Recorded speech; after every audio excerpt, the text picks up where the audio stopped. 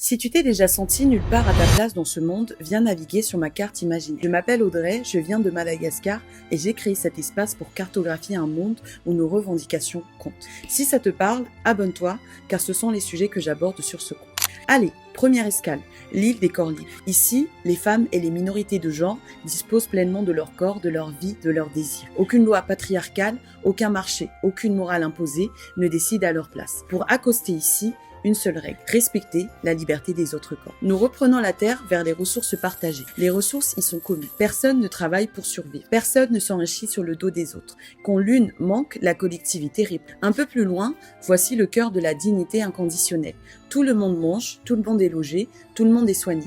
La dignité n'est pas une récompense, elle est un droit. Le vent nous porte maintenant vers le vivant. La nature n'est pas une attraction. Elle respire avec nous, on ne prend que le nécessaire, on respecte les cycles de la Terre. Juste à côté, l'atelier de la réparation, rien ne se jette, tout ce qui peut être réparé l'est. La sobriété est un choix collectif, pas une contrainte. Nous arrivons ensuite sur près du soin et des enfants. Donner la vie est un choix libre. Le soin est universel, gratuit, proche. Les enfants sont élevés par un village entier. Ils sont protégés, écoutés et leurs paroles comptent en assemblée. Cap maintenant sur l'autodétermination. Aucune puissance extérieure ne décide ici. Pas d'ingérence, pas de domination, les décisions sont prises par celles et ceux qui vivent là. C'est une grande île sans frontières. Aucun passeport n'est requis, le respect du vivre ensemble est la seule condition. Voici maintenant les assemblées. Tout le monde peut prendre la parole. Il n'y a pas de hiérarchie des voix, le débat est vivant, la haine reste large. Nous traversons ensuite le système des transports des luttes entrelacées, survole l'émotion des mémoires et des savoirs libres. Les savoirs circulent,